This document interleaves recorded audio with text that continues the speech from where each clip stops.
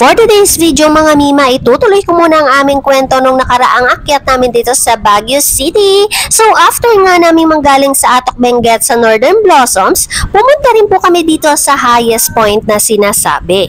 Dito lang yan sa Katubo, Atok Benguet mga Mima. Ito daw yung pinaka-highest point dito at may 7,400 feet above sea level ito mga Mima.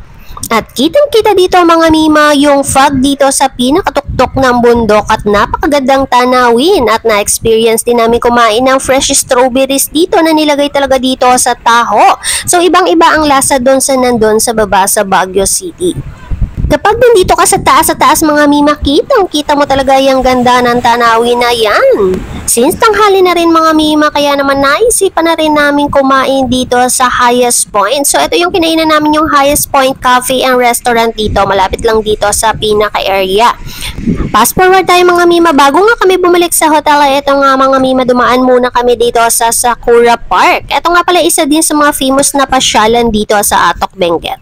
And nandito na nga po kami ngayon sa Sakura Park. Since hindi nga po season ng mga sakura na flowers ngayon, ay eto mga Mima, naglakad-lakad na rin muna kami sa area at may iba pa rin naman pong pwedeng puntahan. Bubungaran ka talaga ng napakagandang tanawin na ganito dito sa area at feeling ko talaga ay para kaming nasa ibang bansa dito. Since hindi nga season ng sakura flowers ngayon mga Mima, ay may mga fake flowers pa rin naman dito na pwede kayo magpa-picture. Since Sakura Park nga po ito ay puro sakura na flowers po ang makikita ninyo dito na makikita nyo lang sa Japan. Siguro kung season dito ng flower na ganito mga Mima ay baka mas maganda pa yung aming napasyalan. Pero since hindi nga po mga Mima season ngayon na ibang flowers na lang talaga ang mga tumutubo ngayon dito. Since malamig na malamig po dito sa area mga Mima ay napakaganda talaga na makikita mo dito mga bulaklak. At ang makikita mo dito mga Mima ay meron din po doon sa Northern Blossoms. Kung mahihilig ka talaga sa mga bulaklak at sa mga nature mga Mima ay talagang ma-enjoy mo ang pamamasyal dito at hindi ka maiinip habang naglalakad-lakad ka dito sa area. Fast forward tayo mga Mima, after nga makapaglaro ni Sanji dito sa mga tiger na ito mga Mima na statue ay punta na rin po kami dito sa Heights Place. Malapit lang dito yan mga Mima, kabila lang talaga ng Sakura Park. Ito yung masasabi ko na napaka-peaceful sa lugar na ito mga Mima. Feeling ko nga ay parang kaming nasa Netherlands habang tinitingnan ko ito. Para sa mga gustong magbakasyon, the best ito para doon sa mga gustong makalimot mga Mima. Napaka-cozy ng lugar, Instagrammable at higit sa lahat napakagaganda ng mga flowers dito mga Mima.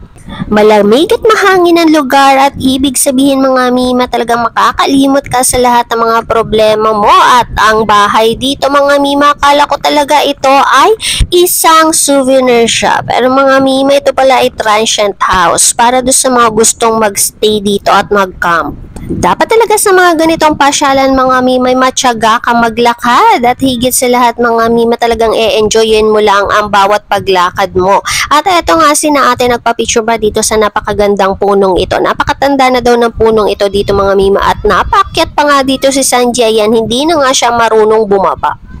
Kahit na napakahangin mga Mima, hindi po pwede na maiwan ko ang mini fan na ito dahil nga medyo Mima may hulab pa rin siya na mainit. So ayan, ilalagay ko na lang sa comment section yung link nito. So eto mga Mima, fast forward tayo, nakarating na rin kami sa hotel. Ayan, kahit napakahaba na binahe namin mga Mima ay may energy pa rin kami.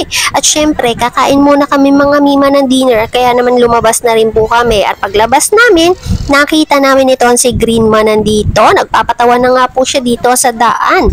Every night mga Mima pala, nandito talaga sila. And ito nga mga Mima, yung mga robots na ito nagsilabasan na rin. Tuwing gabi pala talaga ito mga Mima, pinapasyalan dito at dinadayo talaga dito. Since ito nga hanap buhay nila mga Mima at dinadayo talaga sila dito, ay meron silang tinatawag na tip box mga Mima. At sa tip box na yan ay kailangan maghulog ng any amount na bukal sa loob mo na ibibigay sa kanila. Sa bawat mascot na makikita mo dito ay may mga tip box talaga sila mga Mima at sila talaga yung attraction dito tuwing gabi. Naghahanap nga kami ng makakainan dito mga Mima ngayong gabi at dinner na nga. Ayan, puno lahat ng mga restaurant dito. Ganito pala ang nightlife dito sa Baguio. Gabi lang talaga mga Mima lumalabas yung mga ibang turista dito at napakadami talaga mga Mimang tao lalo na kapag gabi. Since malapit lang din dito ang SM Baguio City mga mima, ay doon na lang kami kumain at dito nga namin napiling kumain sa David's Tea House. So ayan mga mima, happy tummy na naman. Ito ang konting pasilip sa aming mga picture ngayong araw na ito. Maraming salamat sa inyong panonood. Hanggang sa susunod naming mga kwento. Paki-follow and like na lang ng page ni Sanji. Thank you!